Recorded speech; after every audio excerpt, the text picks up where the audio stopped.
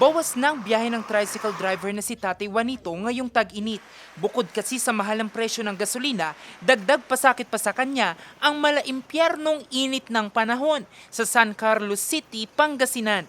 Kanyang kinakatakot na baka sa gitna ng kanyang pamamasada ay ma-heat stroke siya. Hindi ako sa malayo. Dito na lang kailangan may tubig. Saka hindi ako nagpapaano sa araw. Diyan na lang ako sa silong ng pango dito sa bahay. Si Nanay Cristina hindi rin maiwasang mangamba kasunod ng mga ulat ng mga nahi-heat stroke sa kanilang bayan sa San Quintin. Masyadong mainit ngayon. Pagdating na ng alas 9, napakainit na. Kailangan sumilong na talaga. Yan ang nakakatakot talaga. Pag nababad ka sa init, ay, maraming ang nahi-heat stroke dito eh. Babae, lalaki, matanda, walang pinipili. Ang heat index sa probinsya ng Pangasinan umabot na sa danger level. Ito'y matapos maitala sa probinsya ang 46 degrees Celsius na heat index o damang init nito lamang Abril 27. Madalas daw itong maramdaman pagsapit ng alas 10 ng umaga hanggang alas 4 ng hapon. Ito po ay pumalo sa danger level.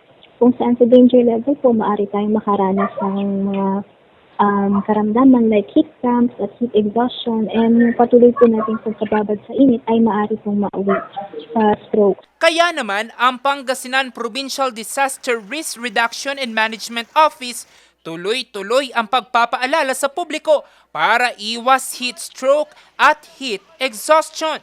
Paalala nila ang paggamit ng pananggalang sa init gaya ng payong, sombrero maging pamaypay, pagsusuot ng magagaan at maluwag na damit at pag-iwas sa mabibigat at pisikal na gawain mula alas 9 ng umaga hanggang alas 4 ng hapon. Kung makaramdam naman ng sintomas, agad na magpakonsulta sa pinakamalapit na health center o tumawag sa 911 para sa agarang saklolo.